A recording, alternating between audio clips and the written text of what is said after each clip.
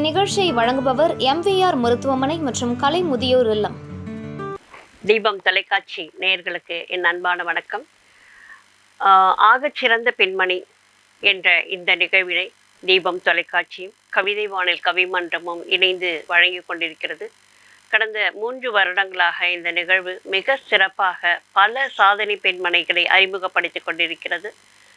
அப்படியான இந்த ஒரு நிகழ்வில் இன்றைக்கு நம்மிடையே திருமதி உமா அவர்கள் வருகை தந்திருக்கிறார்கள்.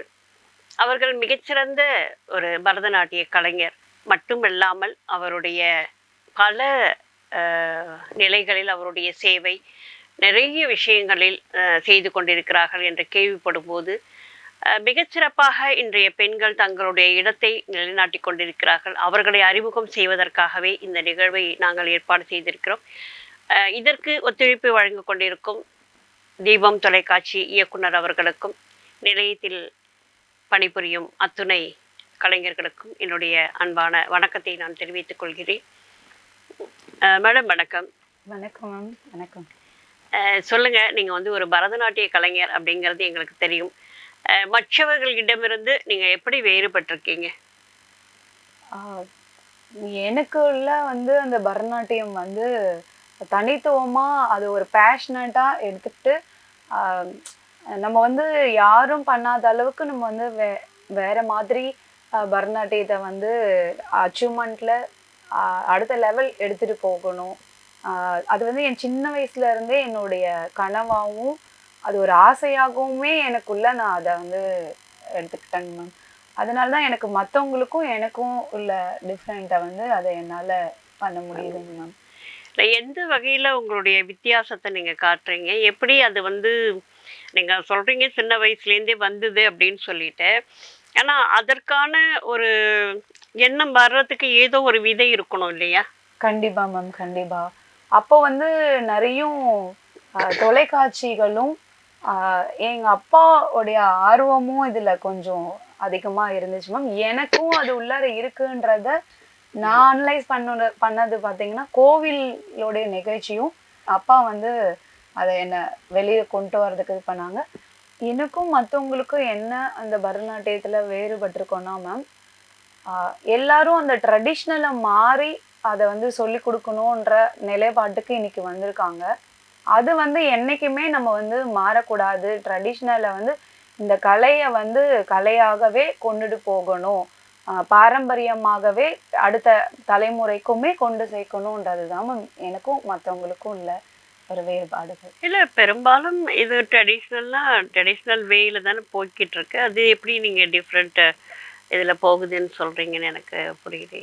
இந்த சினி சாங்ஸ்ன்னு சொல்லிட்டு அதையும் கொஞ்சம் எல்லாருமே கலந்துடுறாங்க, கொஞ்சம் கலந்து. ஏன்னா அது பேரண்ட்ஸ் பெற்றோர்கள் அதை விரும்ப ஆரம்பிக்கிறாங்க. பள்ளிக்கூடங்கள்லயும் அது மாதிரிதான் கேக்குறாங்க. அது சீக்கிரமாவே அவங்கள போயிட்டு ரீச் ஆகுதுன்றதுனால அதுல இப்ப எல்லாருமே ஆர்வம் காட்ட ஆரம்பிக்கிறாங்க. நம்ம அத இல்ல இது பரதநாட்டியம் இது கிடையாது அப்படின்னு நம்ம ஒரு டீச்சரா ஒரு குருவா இருக்கோம்னாக்கா நம்ம தான் மேம் குரு இருக்கும்போது அவங்களுக்கு குழந்தைங்களுக்கு இதுதான் முறை, இதுதான் பாரம்பரியமான வழி, இப்படிதான் ஒரு வழியை கொண்டுட்டு போகணும். அடுத்த தலைமுறைக்குமே அந்த குழந்தைங்களும் குருவாகும் போதும் அந்த பாரம்பரியம் மாறாம எடுத்துட்டு போகணுன்றதுதான் மேம். இல்லை, பெரும்பாலும் நம்முடைய நாட்டுக்கு அப்படின்னு இருக்கிற ஒரு மிகப்பெரிய ஒரு சொத்து என்ன அப்படின்னு சொல்லி கேட்டாக்கா பரதநாட்டியம் அப்படின்னு சொல்லலாம். வேற எந்த நாடும் இதுக்கு சொந்தம் கொண்டாட முடியாது. அப்படிப்பட்ட ஒரு ஆத்மார்த்தமான ஒரு கலை இது. இதனுடைய உடைகளை பார்த்தாலே நமக்கு ஒரு மகிழ்ச்சி வந்துடும், சந்தோஷமா. அந்த உடையில ஒரு குழந்தை நின்று பரதநாட்டியம் ஆடிச்சு அப்படின்னாவே ஒரு சந்தோஷம் வந்துடும். அதையெல்லாம் நீங்க சொல்ற மாதிரி மற்ற இதோட சேர்த்து அதை வெளிக்கொண்டு வராம பாரம்பரியமாவே அதுல 2 முறைகள் இருக்கு இல்லையா? தஞ்சாவூர் இல்ல மேம், 4 ஸ்டைல்ஸுமே இருக்குங்க மேம். நான் தஞ்சை நாலுவர்னு சொல்லிட்டு அது அவங்க எந்தெந்த ஊர்ல போயிட்டு இருந்தாங்களோ அவங்களுக்கான ஒரு முறைகளை வந்து அவங்க கொண்டு போயிருக்காங்க மேம். அது தாஞ்சூர் ஸ்டைல் சொல்லுவாங்க, வழுவூர் ஸ்டைல் சொல்லுவாங்க, கலாக்ஷேத்ரா ஸ்டைல் சொல்லுவாங்க. அந்த மாதிரி ஒரு 4-5 ஸ்டைல்ஸ் இருக்குங்க மேம். அது நாங்க முறையா எடுத்துட்டு போறது வந்து கலாக்ஷேத்ரா ஸ்டைல்ஸ் தான் மேம் கொண்டு போறோம். மிக சிறப்புமா. இப்போ உங்ககிட்ட வந்து எத்தனை மாணவர்கள் படிச்சிட்டு இருக்காங்க? இப்போ தற்சமயத்துக்கு ஒரு 200 குழந்தைகள் நம்ம கிட்ட படிச்சிட்டு இருக்காங்க மேம். கொரோனாக்கு முன்னாடி பாத்தீங்கன்னாக்கா இதனுடைய விழிப்புணர்வு ரொம்பவே அதிகமா இருந்துச்சு. அப்படியே கொரோனா காலத்துல இருந்து நம்மளுக்கு இப்படி அப்படியே கொஞ்சம் கொஞ்சமா படிப்படியா குறைஞ்சு இப்போ ஒரு 2 இயர்ஸா அதுல திரும்பவும் ஆர்வம் காட்டுறதுக்கு ஆரம்பிச்சிருக்காங்க. ஒரு காலத்துல பாத்தீங்கன்னா இதை வந்து ஒரு குறிப்பிட்ட சமூகம் மட்டும்தான் இதை வந்து கத்துக்கணும், பாட்டு கத்துக்கணும், நடனம் கத்துக்கணும் அப்படின்னா அவங்க மட்டும்தான் போவாங்க. இன்றைக்கு வந்து இது வந்து எல்லாரையும் போய் சேர்ந்திருக்கு அப்படின்னா அது இதுக்கான வெற்றின்னு கூட நம்ம கண்டிப்பா மேம், கண்டிப்பா. அப்படிப்பட்ட ஒரு சூழல்ல நீங்க வந்து ஒரு இதுக்குன்னு ஒரு தனியான ஒரு பள்ளியை வைத்து மிக சிறப்பாக இதை நிர்வகித்து கொண்டிருக்கீர்கள். இது சார்ந்து நிறைய நீங்க வந்து சமூக சேவைகள் செய்து கொண்டிருக்கிறீர்கள் அப்படின்னு நான் கேள்விப்பட்டேன். அது எப்படிப்பட்ட ஒரு சேவையா இருக்குமா? அதுக்கு இப்பதான் மேம் நாங்க ஒரு படிப்படியா அதுக்கு ஆர்வம் காட்டி எங்களோட மட்டும் அது இருக்காம எங்க குழந்தைங்களுக்குமே அது வந்து சொசைட்டி மூலியமா சேவைகளை வந்து பண்ண வைக்கணும், அவங்களுக்கும் அது புரியணுன்றதுக்காக இப்பதான் பண்ணிட்டு இருக்கோம் மேம். எங்களுடைய அரங்கேற்றம் சலங்க பூஜையில நம்மளுடைய கிராமத்து மாணவர்களால அவ்வளோ செலவு பண்ண முடியாது.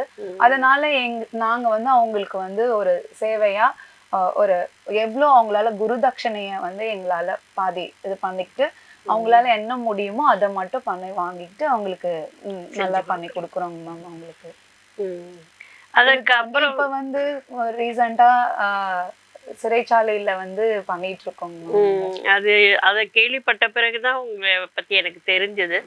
ஏன்னா வந்து ஒரு சிறைச்சாலையில ஒரு கைதிகளுக்கு நம்ம போயிட்டு ஒரு நடன நிகழ்வு செஞ்சு கொடுக்கணும் அப்படிங்கிறதே வந்து ஒரு என்ன சொல்றது, அது மிகப்பெரிய ஒரு மனசு வேணும் அதுக்கெல்லாம். ரொம்ப அழகா நீங்க செஞ்சு கொடுத்தீங்க அப்படின்னு சொல்லி எஸ்பி சார் சொன்னாங்க.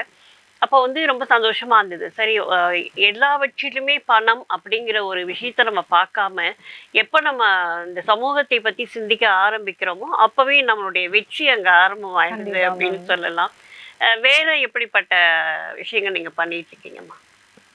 நாங்கள் அரங்கேற்றம் சலங்க பூஜை இல்லாம கவர்மெண்ட் ப்ரோக்ராம்ஸ் எல்லாமே பண்ணிட்டு இருக்கோம் மேம். நம்ம குழந்தைங்களுக்கு அந்த கவர்மெண்ட் சர்டிபிகேட்டும் அவங்களுக்கு வந்து வேல்யூவா புரியணும். கண்டிப்பா. கோவில் ப்ரோக்ராம்ஸ், நாட்டியாஞ்சலி அது மாதிரி மேம். அப்புறம் அப்ராட் ப்ரோக்ராம்ஸ் எல்லாமே பண்ணிட்டு இருக்கோம் மேம். குழந்தைங்களை கூட்டிட்டு போறீங்க.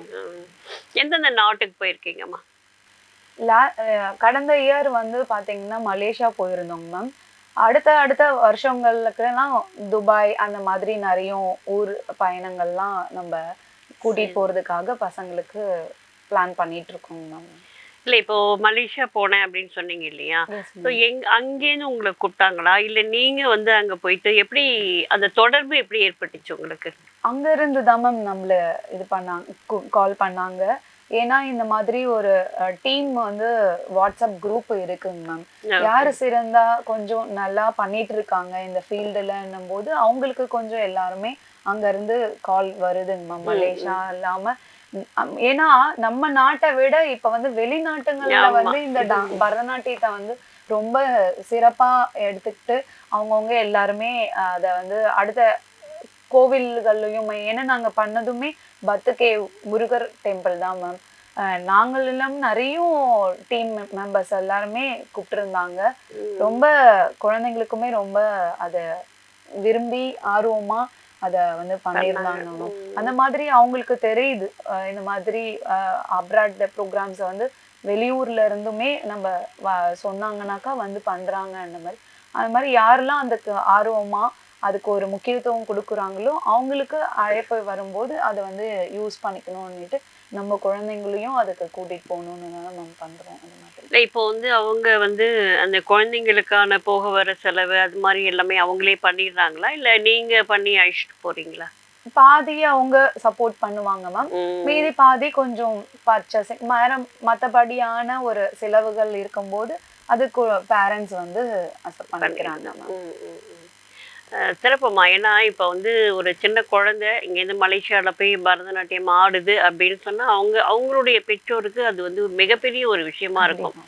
அது தனியாவோ அல்லது வந்து அவங்க ஏற்பாடு செய்யணும் அப்படின்னு நினைச்சாலும் அதுக்கு மிகப்பெரிய செலவாகும், அல்லது அதற்கான முயற்சி வந்து அதிகமா இருக்கும். இப்போ நம்மளுடைய பாதுகாப்புல அனுப்புறாங்க அப்படிங்கும்போது அது அவங்களுக்குமே சரி, மேடமோட போறாங்க அப்படிங்கும்போது அவங்களுக்கும் ஒரு பாதுகாப்பு உணர்வோட கண்டிப்பா அனுப்பி வைப்பாங்க.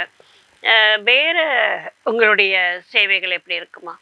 கடந்த வருடம் பாத்தீங்கன்னாக்கா G20ல நம்ம வந்து பண்ணியிருக்கோம் மேம். கொரியோவுக்கு ஹெல்ப் பண்ணியிருக்கோம் மேம். அது பெரிய இதுவா பாக்கியமா நினைக்கிறோம் மேம். அது இல்லாம இந்த பீச் ப்ரோக்ராம்ஸ் வந்து எஸ் மேம். அது G20ன்றது பல நாடுகள் இருந்து வந்திருந்தாங்க மேம். ஒரு இது மாதிரி நம்ம வருடந்தோறும் நம்மளுடைய பீச்ல வந்து ஆகஸ்ட் 15 ஜனவரி 26 வந்து சிறப்பா ஒரு 100 குழந்தைங்களுக்கு வந்து நடனம் பயிற்சி பண்ணி நம்ம வந்து ப்ரோக்ராம்ஸ் கேட்பாங்க மேம். கவர்மெண்ட் ஸ்கூல்ல இருந்து எங்களுக்கு வந்து அழைப்பு வந்தது. அதுக்கு வந்து நாங்க பெருசா கோரியோக்காக அமௌண்ட் எதுவுமே சார்ஜ் பண்ணாம அதெல்லாம் எங்களுக்கு, ஏன்னா நாங்களும் ஒரு கவர்மெண்ட் ஸ்கூல்ல பால்போன் படிச்சதுனால அந்த பால்போன்ல இருந்து தான் நாங்க உருவானோம். அதே மாதிரியே கவர்மெண்ட் குழந்தைங்களுக்கும், ஏன்னா இப்ப இருக்க குழந்தைங்கள் வந்து பாத்தீங்கன்னாக்கா பிரைவேட் ஸ்கூல்ல பிரைவேட் டான்ஸ் கிளாஸ்ல போயிட்டு படிக்கிறாங்க, அவங்களுக்கு எல்லா இதுவும் இருக்கு. பட் அந்த கவர்மெண்ட் ஸ்கூல் படிக்கிற பிள்ளைங்களுக்கு வந்து எதுவுமே இதெல்லாம் அதிகமா கிடைக்க மாட்டேங்குதுன்றதுனால எங்களை கேட்கும்போது நாங்க அது எந்த ஒரு மறுப்பும் பேசாம அந்த கொரியோவுக்கு வந்து நாங்க அதை பண்ணி கொடுப்போம் மேம். கண்டிப்பா சிறப்பான ஒரு விஷயமா. நம்ம வந்து எல்லாருமே வந்து ஒரு காலகட்டம் வரைக்கும் நிறைய பேர் வந்து அரசு பள்ளியில தான் படித்தோம். நாங்களாமே அரசு பள்ளியில தான் படித்தோம். அப்போ வந்து திருப்பி நம்ம அதுக்கு என்ன செய்கிறோம் அப்படிங்கிற ஒரு கேள்வி அங்கே நிற்கிது. அந்த மாதிரியான நேரங்களில் நம்மளால என்ன முடியும், அதை வந்து நம்ம செய்யணும் அப்படின்னு சொல்லி நாங்கள்லாம் வந்து போய் நிறைய ஸ்பீச் கொடுத்துட்டு வருவோம். ஸோ அது மாதிரி எங்களால் முடிஞ்சது அதுதான். அப்போது விழிப்புணர்வு நிகழ்வுகள் நிறைய பண்ணியிருக்கோம். அந்த ரோடு சேஃப்டி அப்படிங்கிற விஷயத்தை வந்து நிறைய செஞ்சுருக்குறோம். அது மாதிரியான ஒரு விஷயங்களில் நம்ம பண்ணும்போது அந்த பிள்ளைகளுக்கு ஒரு ஒரு விழிப்புணர்வும் கிடைக்குது. இது மாதிரி நிறைய பேர் வந்து பேசும்போது அவர்களுக்கு ஒரு நல்ல ஒரு சரி இது மாதிரிலாம் இருக்குது உலகத்தில் அப்படின்னு சொல்லி. ஸோ நீங்கள் அந்த நிகழ்வை நீங்கள் கையில் எடுத்து நீங்கள் பண்ணும்போது உங்களுக்கான ஒரு ஒரு ஒரு இன்னொரு பாதையும் விரியுது இல்லையா? இப்போ அரசுக்கிட்ட நீங்கள் போய் சேர்றீங்க. ஸோ அது மாதிரி நிறைய விஷயங்கள் இப்போ இது கலைப்பண்பாட்டுத்துறை மூலயமா நீங்கள் நிகழ்வுகள்லாம் பண்ணுறீங்களா? அதுவும் பண்ணிட்டு தான் மேம் இருக்கோம். பாரதியார் இல்லத்துல ப்ரோக்ராம்ஸ் இது பண்ணிட்டு இருக்காங்க மேம். அதுக்கு எங்களுடைய குழந்தைகள் ப்ரோக்ராம் பண்ணியிருக்கோம் மேம். அடுத்தது வந்து பாத்தீங்கன்னாக்கா பீச் ப்ரோக்ராம்ஸ் வந்து வாரந்தோறும் கலை நிகழ்ச்சிகள் சொல்லிட்டு பண்ணிட்டு இருந்தாங்க. அது எல்லாமே கொஞ்சம் கொரோனாக்கு முன்னாடி இருந்ததுங்க மேம். இப்போ கொஞ்சம் காலகட்டத்துக்கு மாறி இருக்கு. திரும்பவும் அத கவர்மெண்ட் ப்ரோக்ராம்ஸ் ரீசெண்டா லாஸ்ட் இயர் பாத்தீங்கன்னா அதே ஆகஸ்ட் 15க்கு வந்து மணிமண்டபத்திலையும் ப்ரோக்ராம்ஸ் கொடுத்துருந்தோம் மேம். காமராஜர் பண்ணியிருந்தாங்க, காமராஜர் மணிமண்டபத்துல. அது எல்லாமே ஆர்ட் அண்ட் கல்ச்சர் மூலயமா எங்களுக்கு தொடர்புலையும் குழந்தைங்களுக்குமே அந்த வாய்ப்பு போய் சேரணும்னுட்டு நம்ம சொல்லி கொடுத்துட்டு இருக்கோம் மேம். இப்போ நீங்க வந்து நிறைய பிள்ளைங்களுக்கு நீங்க பரதநாட்டியம் கற்றுக் கொடுக்குறீங்க. அதில் வந்து இந்த குழந்தைக்கு நான் சொல்லி கொடுத்தப்ப எனக்கு ரொம்ப மனசுக்கு சந்தோஷமாக இருந்துச்சு அப்படின்னு ஒரு ஒரு விஷயம் இருக்கும் இல்லையா? ஏதோ ஒரு விஷயம் நடந்திருக்கும், அல்லது அவங்க பெற்றோர்கள் கிட்ட பேசும்போது நான் இதை மாதிரி உணர்ந்தேன் அப்படின்னு சொல்லிட்டு ஒரு விஷயம் இருக்கும் இல்லையா? அது மாதிரி ஏதாவது இருக்குதான்னு சொல்லுங்களேன் மேம். இன்னைக்கு பாத்தீங்கன்னா எல்லா குழந்தைங்களுமே இந்த காலகட்டத்துல ஒவ்வொரு குழந்தைங்களுமே ஒரு ஒரு விதத்துல வந்து ரொம்பவே சிறப்பாவே பண்ணிட்டு இருக்காங்க. இந்த மாதிரி தனியா பிரிச்சு அந்த ஒரு சிறப்பை மட்டும் சொல்ல முடியல. ஏன்னா ஒரு ஒரு குழந்தைகிட்டையும் ஒரு ஒரு சிறப்பு இருக்கும். ஒரு குழந்தை சொல்லி கொடுக்கும் போதே நல்லா சிரிச்சு பண்ணுவாங்க. ஒரு குழந்தை அரை மண்டியில நல்லா எதிர்பார்க்காத அளவுக்கு உட்காந்து பண்ணுவாங்க. ஒரு குழந்தை நல்ல மெமரி கெப்பாசிட்டியோட சொல்லிக் கொடுக்கறத மறக்காம பண்ணுவாங்க. இது எல்லாமே இருக்கும்போது அந்த ஒரு குழந்தைங்க கிட்ட இருந்து சொல்லிக் கொடுக்கும்போது அவங்க கிட்ட இருந்து எங்களுக்கு கத்துக்கிற மாதிரி தான் மேம் அனுபவமே இருக்கே தவிர, இந்த குழந்தை சிறப்புன்னுட்டு அந்த குழந்தை பேரண்ட் கிட்ட சொல்ற மாதிரி எல்லா குழந்தைங்களும் சிறப்பா இருக்காங்க மேம். இப்ப வர ஜெனரேஷன் குழந்தை மாணவர்கள் எல்லாருமே அப்படிதான் மேம் இருக்காங்க. அவங்க வயிற்றிலே கத்துக்கிட்டு தான் வெளியில வர்றாங்க. எல்லாமே பயங்கர டேலண்டா இருக்கு. ஒவ்வொரு குழந்தையும் ஒவ்வொரு இல்ல, நான் அப்படி கேட்கல. இப்போ வந்து ஏதோ ஒரு குழந்தைக்கு வந்து பணம் கட்டுறதுக்கு வசதி இல்லாம இருக்கும். ஸோ அந்த குழந்தைக்கு வந்து ஒரு நெருடலோட நம்ம ஆரம்பிச்சிருப்போம், என்னடா பணம் கட்ட முடியலையே அப்படின்னு சொல்லி.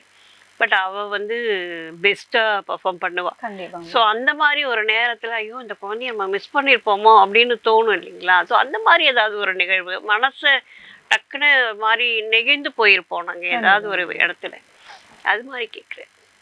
அப்படின்ட்டு ஒரு மாணவி நம்ம கிட்ட சீனியர் ஸ்டூடெண்ட்ஸ் இருந்தா மேம், மோனிகான்னு சொல்லிட்டு அரியாங்குப்பத்துல இருந்து.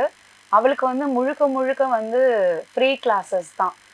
அவளுடைய சின்ன வயசுல இருந்தே அவளுடைய பேக்ரவுண்டு தெரிஞ்சுக்கிட்டு சின்ன வயசுல இருந்தே ஃப்ரீயா எடுத்தோம். அவ்வளோ டெடிகேஷன், அவ்வளோ டான்ஸ் மேல பேஷனட்டா அவளை வந்து அடுத்த லெவல் கொண்டு வரணும்னுட்டு நம்ம பண்ணிட்டு இருந்தோம். பெஸ்ட் சைல்டு அவார்ட்லேயுமே ஃபஸ்ட் ரவுண்டு வரைக்கும் செலக்ட் ஆகிட்டா. செகண்ட் ரவுண்டு வந்து ஃபைனல்ஸில் வந்து அவங்களுக்கு மிஸ் ஆகிடுச்சு. அந்த ஒரு நிகழ்வு வந்து எனக்கு கொஞ்சம் ரொம்ப நிகழ்வாக இருந்துச்சு. ஏன்னா அந்த குழந்தைக்கு போய் சேரணும். ஏன்னா அவளோட பேக்ரவுண்டு நம்ம வந்து ஒரு கிராமத்து குழந்தை, கவர்மெண்ட் ஸ்கூல்லையே முழுக்க முழுக்க படித்தாங்க. நம்மளும் இலவசமான ஒரு நடன பயிற்சியும் கொடுத்துருக்கோம். அவளும் அவ்வளோ ஒரு பேஷனட்டாக டான்ஸ் மேலே அவ்வளோ ஒரு ஆசையாக அர்ப்பணிப்போட பண்ண குழந்தைக்கு கிடைக்கலன்னும் போது கொஞ்சம் அந்த வருத்தம் இருந்தது மேம். அது வால்போனில் வந்து பெஸ்ட் சைல்டு அவார்டுன்னு சொல்லிட்டு ஒவ்வொரு குழந்தைங்களுக்கும் ஒரு வருஷம் ஒரு துறையில இருந்து பெஸ்ட்டான குழந்தைங்களை செலக்ட் பண்ணுவாங்க மேம். அந்த தருணம் வந்து எனக்கு கொஞ்சம் நெகடலாக அமைஞ்சது மேம். இல்லை, ஏதோ ஒரு இடத்துல நம்ம அந்த மாதிரி சில விஷயங்களை பார்க்கும்போது மனசு கொஞ்சம் தடுமாறி போகும் இல்லையா? வேற ஏதாவது உங்களுடைய இனிமையான அனுபவங்கள்? நீங்கள் இப்போ சிங்கப்பூர் மலேசியா போனீங்க.